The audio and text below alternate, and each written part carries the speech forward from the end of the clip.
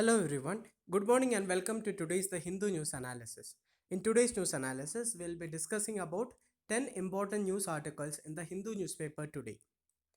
Coming to the first page, first article. MSME revival package yet to take off. So we all know that as part of the Atmanirbhar Bharat Abhiyan, the government had announced a package for a revival of the MSMEs in the wake of the COVID-19 pandemic. So there were three main packages which were announced.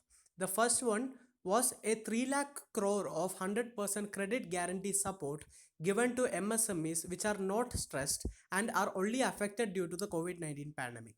And there was another 20,000 crore package of subordinate debt which was given to MSMEs which were stressed even before the COVID-19 pandemic. And there was also a 50,000 crore of equity support which is given to the MSMEs. So these three were the main packages given under the Atmanirbhar Bharat Abhiyan to the MSMEs.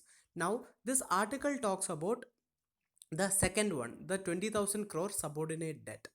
Almost 1 month after Union Finance Minister Nirmala Sitharaman announced a revival package for stressed micro, small, and medium enterprises, the scheme is yet to see the light of the day. So, the scheme, which was to provide 20,000 crore equity support to stressed MSME and those categorized as non performing assets, was approved by the Union Cabinet on June 1st. So, under the scheme, the banks were expected to provide subordinate debt to promoters of stressed MSMEs. So here the focus is on stressed MSMEs. So the government has classified the MSMEs into two classes. One is the MSMEs which were stressed even before the pandemic, and the second category is the MSME which were stressed only due to the pandemic. So this 20,000 crore scheme is for the uh, MSMEs which were stressed even before the pandemic, right? So uh, so this much amount was given to MSMEs of their existing stake, 15% of their existing stake in the units to a maximum of 75 lakh. So this 20,000 crore rupees of subordinate debt would have helped 2 lakh stressed MSMEs. So, as of now, the Reserve Bank of India is yet to issue the guidelines for it. So, that is the reason why, as of now, this scheme is yet to take off. Coming to the next news article, Lieutenant Governor overrules Delhi government order to restrict COVID 19 treatment. So, here we know that the Delhi Chief Minister Arvind Kejriwal had told that the hospitals in Delhi would be primarily supporting the residents of Delhi who are affected by COVID pandemic rather than people from outside the state. So, presently the Lieutenant Governor has overruled this Delhi government's order to restrict COVID-19 treatment. Lieutenant Governor Anil Baijal, in his capacity as chairperson of the Delhi Disaster Management Authority, on Monday overruled the Aam Aadmi Party government's decision to restrict COVID 19 treatment and admission at both private and state run hospitals to those bearing documented proof of residence in Delhi. Also, the governor also said that right to health is an integral part of the right to life under Article 21 of the Constitution, and therefore the right to health cannot be denied to anyone on the basis of the being a resident of NCT of Delhi or not being a resident of the NCT of Delhi. So that is this news article about. Coming to economy related news, economy to contract 3.2% in financial year 21 by World Bank. So the Indian economy, it is expected to contract by 3.2% in this fiscal year as a result of the COVID-19 pandemic and its associated restrictions. The World Bank said in Global Economic Prospects report which was released in June 2020. So this report becomes very important from the prelims perspective because every year there will be at least one or the other report which is asked in the prelims. So Global Economic Prospects report is released by World Bank. So this is the prelims fact you should be noting down. So the world economy as a whole is set to witness its deepest recession since World War II with a forecasted contraction of 5.2% this year. Also, some around 60 million people could be pushed into extreme poverty as per the World Bank's finding in this report. And there are other statistics which are given, which is not that much important from the prelims perspective. Also, we all know that in the last year, in the financial year of 2019-20, India's growth is estimated to have slowed down to 4.2% in the last year, like the year which ended in March 31st, 2020. So here we can see that March 31st, 2020 means it was only just 1 week into the lockdown, right? So the economic impact of COVID-19 is not that much severe in the last fiscal year, but still the growth rate has reduced to 4.2%. That means that the Indian economy was weak even before the COVID-19 pandemic had happened. So and due to the COVID-19 pandemic, it will further ruin the strength of the Indian economy, right? So that is the third article about.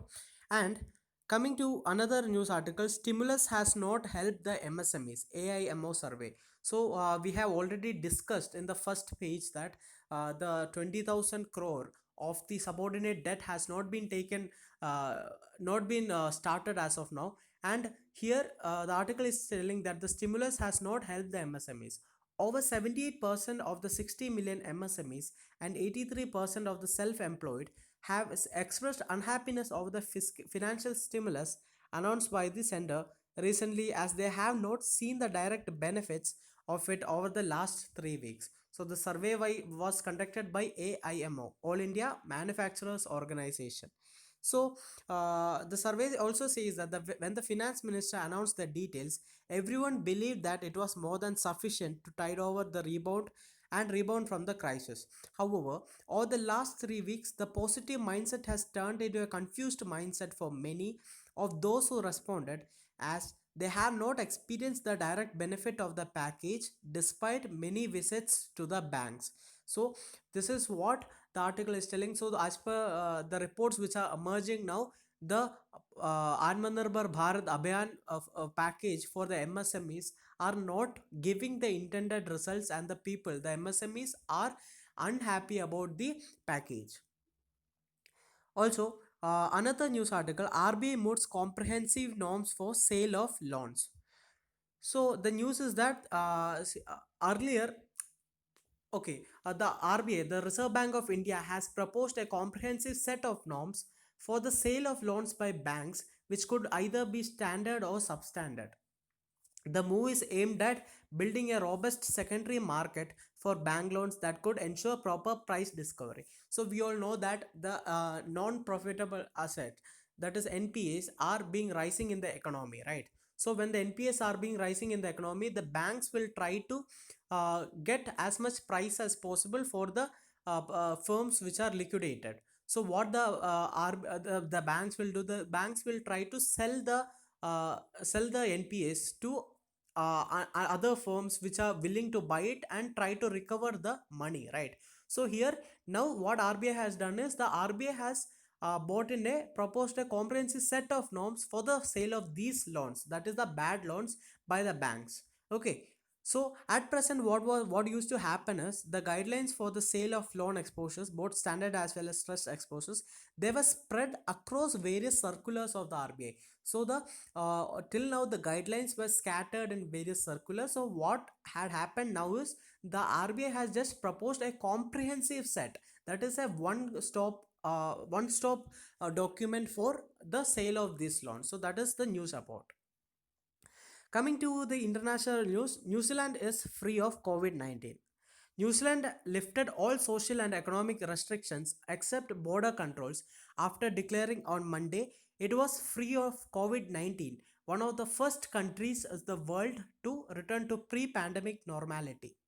So, how the New Zealand was able to control it? There were 7 weeks of lockdown. It's 75 days of restrictions included about 7 weeks of a strict lockdown in which most businesses were shut and everyone except the essential workers had to stay home. So that is how New Zealand was able to control the COVID-19 pandemic. Also, another report says that lockdown has averted 3 million deaths in Europe.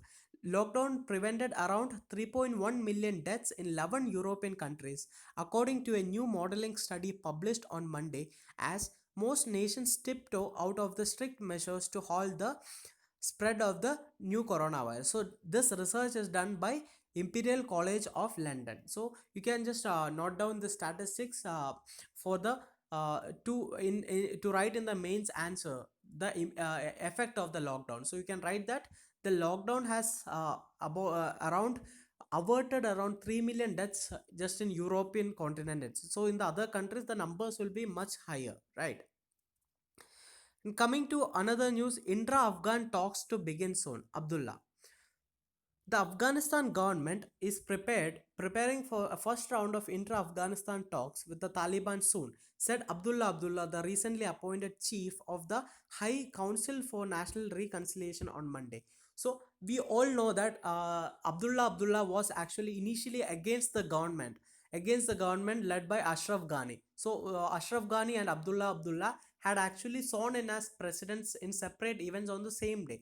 So later they both negotiated and they agreed for a compromise. So the compromise was that Ashraf Ghani will continue as the president of Afghanistan, and Abdullah will be having some important positions in the Afghan government. So that was the negotiation which happened between Ashraf Ghani and Abdullah.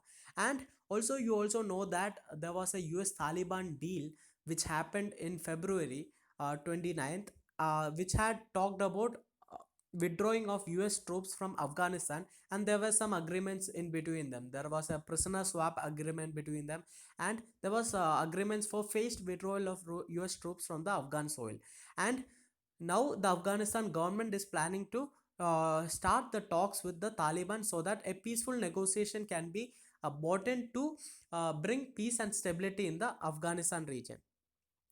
So also, and how it matters to India is that till now India has restricted itself from talking directly with the Taliban because of the links of Taliban with the Pakistan government, right? So India has also seen Afghanistan, like India has also said that any negotiations in Afghanistan should be Afghan government led. It should be democratic also, but Taliban being a terrorist organization, India has restricted itself from speaking to them.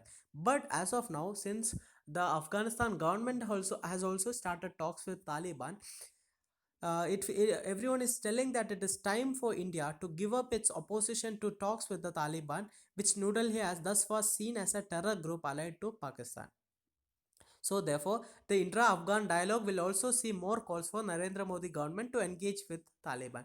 So we have to follow the news to see what the Indian government will be doing in the coming days in order to ensure that India's role in Taliban remains in Afghanistan remains relevant. Coming to the next news article, it is the editorial step by step. So it is regarding the issues faced by India and China across the LAC. The talks will not find an immediate resolution to the LAC standoff, but start has been made. So recently, what happened is, with the official talks getting underway over the weekend, the month-long standoff between Indian and Chinese soldiers along the LAC in Ladakh and Sikkim has entered a more considered phase. So more peace has come across the LAC as of now. So what had happened, a video conference on Friday had was held between the External Affairs Ministry officials in Delhi and the Ministry of Foreign Affairs counterparts in Beijing. Also, there were talks between the Leh Corps commander with the South Xinjiang military region commander. So we can see here that there has been talks at the ministerial level also. There has been talks at the military level also. So the military talks were held in the region called Chushul Moldo region along the LAC. The Ministry of External Affairs and the Ministry of Foreign Affairs of China have also reiterated their commitment to abide by agreements between Prime Minister Narendra Modi and Chinese President Xi Jinping, which came after the last big standoff at Doklam in 2017. So, the last big standoff between India and China was during Doklam 2017, and India and China had agreed to each other that they will not allow differences to escalate into disputes. So presently, the Indian and Chinese officials have agreed to abide by this principle.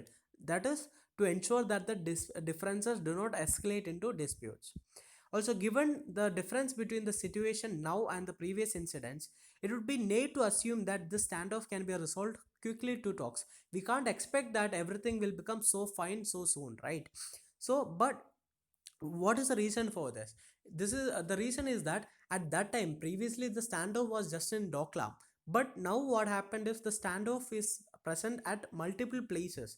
They are Pangong So, Galvan Valley and Gogra Post in Ladakh, as well as Nakula Pass in Sikkim. So there are multiple disputes which is happening at multiple places across the LAC, right? Furthermore, a status quo and will require that the Chinese soldiers vacate the areas where they had dug in for weeks now. So nothing short of their full withdrawal should satisfy India, which means that more than talks on the ground and by the diplomats, there's a need for strong political direction from Beijing to the PLA to do that. So just by talks, it will not happen. Right? The Chinese government should order the PLA to withdraw from the area. Right? So unless this happens, the PLA will continue to stay back there. Right? Also, serious notice should have been taken. Also, coming to India's response to this issue, see, initially itself, serious notice should have been taken of China's protest on the redrawing of the Jammu and Kashmir and Ladakh maps. So last November, after the Article 370 was abolished, Jammu Kashmir map was redrawn, right? China had expressed concerns related to it, but India had told that it is India's internal matter, right? So that is right, but India should have anticipated that the Chinese could create more problems in the future. Also, the Home Minister had said in the Parliament that India would take back Aksai Chin. So this also might have irritated China because Aksai Chin, though it is a part of Jammu and Kashmir, it's a part of present Ladakh, but it is under the Chinese control now. So when the Home Minister said in the Parliament that the government would get back Aksai Chin, it would have irritated China more. Also, the defense minister had said that Chinese troops arrived in heavy numbers and therefore the government must also study what intelligence was received ahead of such movement and when action was taken upon it. So India should be like analyzing its own response and what went wrong in India's response. It should be properly analyzed. Anyway, we all know that there were summits in Wuhan and Mamallapuram. Informal summits were happening between the Indian Prime Minister and the Chinese President Xi Jinping. But even after that, these kind of issues are happening. So, given the government silence on the events thus far, it is unlikely that it will put out answers to these questions publicly. But in any event, they must be sought. So, that is the article is telling that the government should be made accountable for the actions or the inactions which the government has taken during this issue. Coming to the next editorial of the day, selling space. So this is regarding the SpaceX mission to send astronauts to the space. So for the United States to send American astronauts to space from American soil after a gap of 9 years is a milestone in itself. So the American government the NASA had actually stopped the human missions which are being sent from the American soil for 9 years, right? So what the America used to do, like they used to pay around 80 million to put 80 million to Russia to put one astronaut into the space ever since they had stopped the NASA's human space launch program. So now what happened?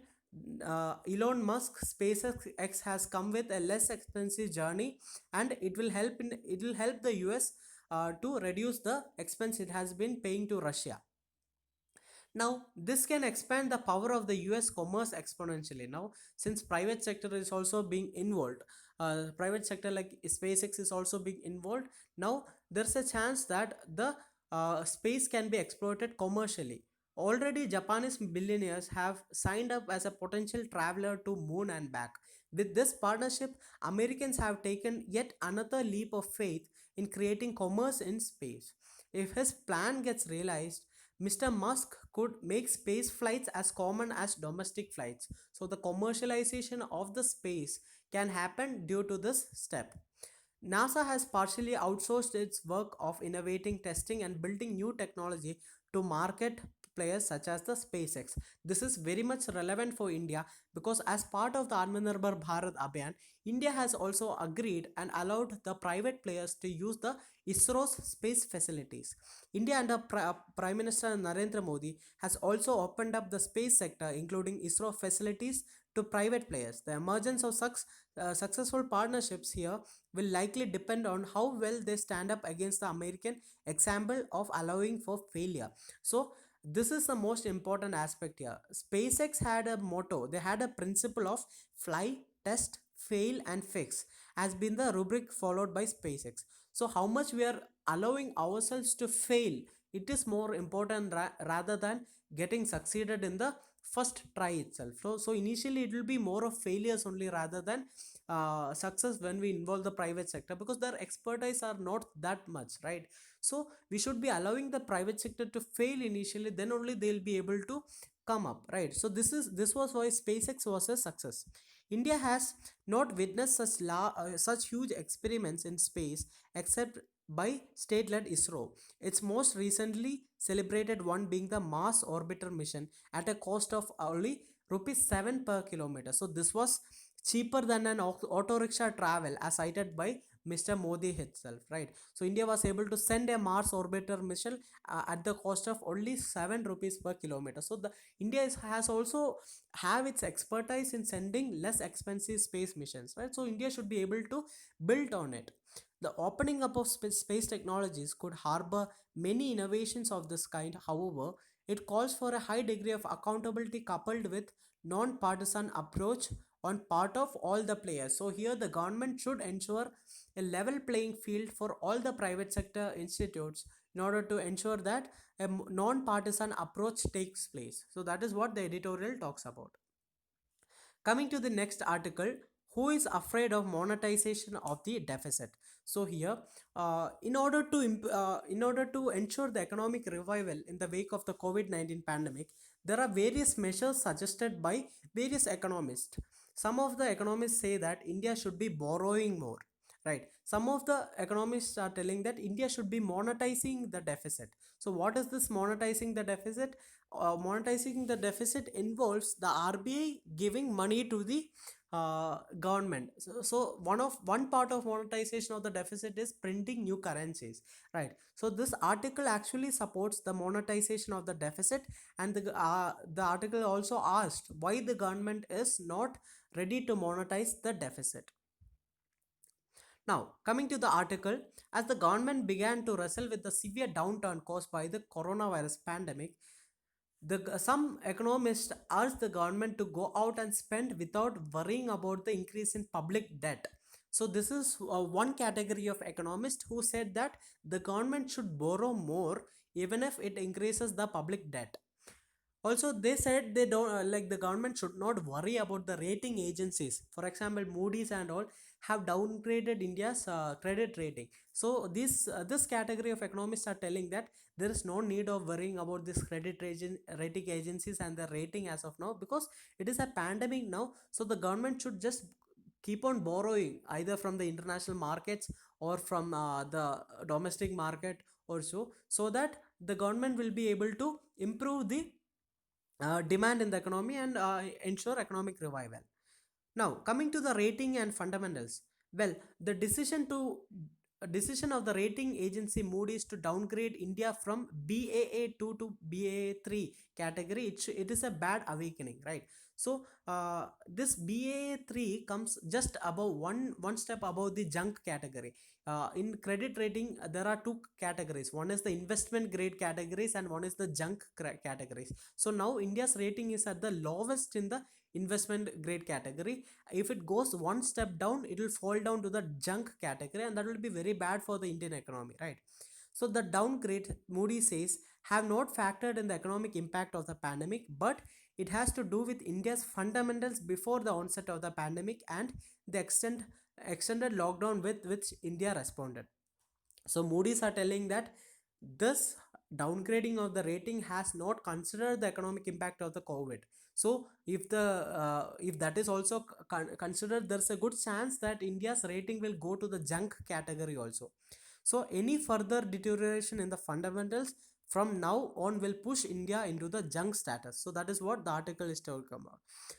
Now, what will happen if India is pushed down into the junk status? If India is downgraded to the junk status, then foreign institutional investors (FII) will flee the droves. They will not like to invest in Indian market. The stock and the bond markets will take a severe beating. The rupee will hugely depreciate, and there will be a foreign exchange crisis also. These are the possible outcomes if the India's rating is put to the junk category. So that is what the author is saying. The author is also saying that so India should not allow a downgrading of the rating, but India should work for an upgrade. India should bring about an upgrade instead. See, what are the factors which are affecting the ratings. One is slowing growth. We can't help that, right? As of now we can't help the slowing growth because if the whole world is slowing down. Also the rising debt and the financial sector weakness. So these are the factors which are resulting in the downgrading of the Indian economy ratings. So now also the fiscal deficit of the center and the states combined is expected to be in the region of 12%. The fiscal deficit is increasing. So fiscal deficit is increasing means the expenditure is increasing, and thereby cumulatively the debt is also increasing. Also the public debt to GDP ratio as of now it has risen from 72% of the GDP to 84% of the GDP. Okay, so the debt is rising. Okay, and the non-performing assets of the banks are also increasing to 9%. So these are the issues which will in future result in the downgrading, still more downgrading of the ratings, right? So here they are also talking about discretionary fiscal stimulus. Discretionary fiscal stimulus means that the fiscal stimulus which is uh, taken as part of a policy decision by the government, not as a part of slowing down of the growth. So the government stimulus package, the recent one, it has relied heavily on the banking system to shore up the growth. We all know that the government's package was mostly based on credit guarantees, and it was focusing on forcing the banks to lend more money to the businesses, right? So more government spending is required, especially for infrastructure. That's what the article is talking about. Now coming back to the rating agencies, in order to what can we do to ensure that there is a discretionary fiscal stimulus without increasing public debt.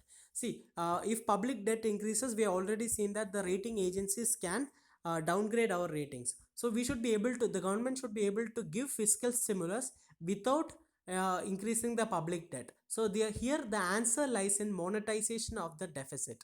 That is the central bank providing funds to the government. So this is the definition of the monetization of the deficit. That is the central bank providing funds to the government. So there is a misconception that it involves only printing of the notes. It is not just printing of the notes, but it can be a transfer of, it can be any kind of transfer from the RBI to the government. It can be buying the treasury bills, or it can be just an electronic account entry in the government accounts by the RBI. So it can be as simple as that.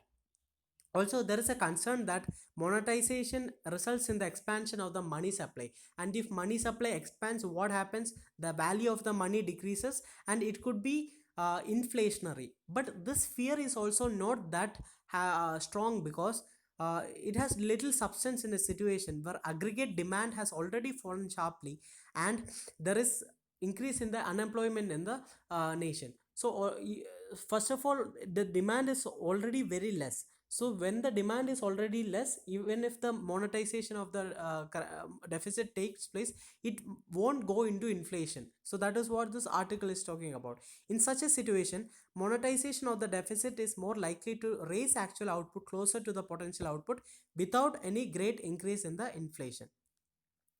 So that is what the article talks about. The article supports the monetization of the deficit, so that monetization of the deficit will help in giving the fiscal stimulus also without increasing the public debt.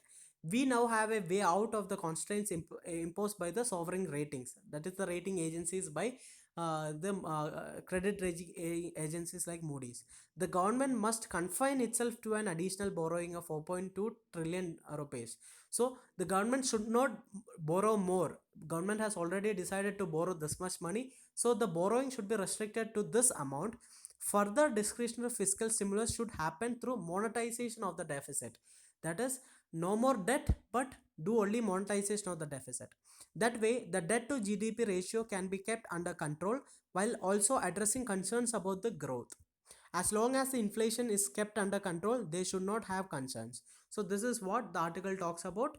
The article supports the monetization of the deficit because it will help to upgrade the sovereign ratings in the credit rating agencies, as well as it will not increase the debt also. So this is a very good article from the economic perspective.